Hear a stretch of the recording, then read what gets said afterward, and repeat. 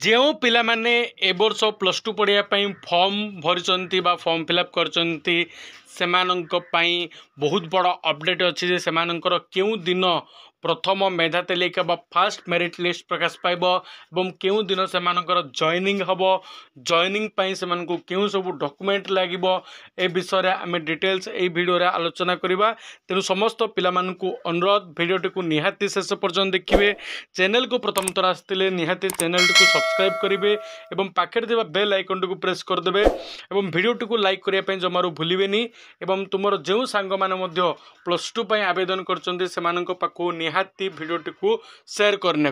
देखो पिलामानंकु कहीदेवाई चाहे जे पिलामानंकर जुक्त 2 आवेदन मे 24 तारीख दिन ठार आरंभ होगी जून 30 तारीख पर्यंत चालू रही है। पिलामाने ए पर्यंत एप्लाई करना से निहाती एप्लाई करनी बहुत लेट डेट सरिया बेलू एप्लाई करतुनि कारण सर्भर डाउन थाए न नहीं पारे तेणु निहाती एबे ही एप्लाई कर दिंतु। एवं तुमर जो प्रथम मेरिट लिस्ट केबे बाहर जो पिला माने जानी नांती से माने मु कहीदेवाई चाहे जिते तुम एप्लाई करने पर साम्स तरफ हायर सेकेंडरी स्कूल तरफ कौन हुए तुम मेरिट लिस्ट प्रकाश पाए माने तुम जो कॉलेज पकई से कॉलेज रे तुम सीट मिली ना अन्य को कॉलेज रे तुमको सीट मिली से कह जाए तुम फास्ट मेरिट लिस्ट जदि जो मान नाम आसो से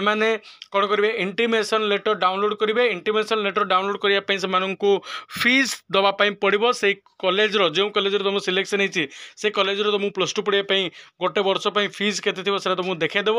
ऑनलाइन रे फीस डिपोजिट कलापर तुम इंटीमेशन लेटर बाहर आसो। इंटीमेशन लेटर रे जो सब डॉक्यूमेंट लिखाई से सब डॉक्यूमेंट को तोहरिकी तुम जो दिन तुम जॉइनिंग थी जमी 8 तारीख जो मान फास्ट सिलेक्शन हो 8 तारीख से जॉइनिंग आरंभ हो जाऊँगी तेणु जो दिन तुम इंटीमेशन लिखाई जॉइनिंग डेट से दिन सब से डॉक्यूमेंट धरिकी से कॉलेज को गले तुम एडमिशन हो तेणु जो पिला एप्लाई कर कहीदेवाई चाहे ये जो प्रथम मेधा तालिका तुम 7 तारीख दिन प्रकाश पाऊँच एवं 8 तारीख रु तुम पिला जो मान सिलेक्शन होती से कौन हम जॉइनिंग आरंभ हो।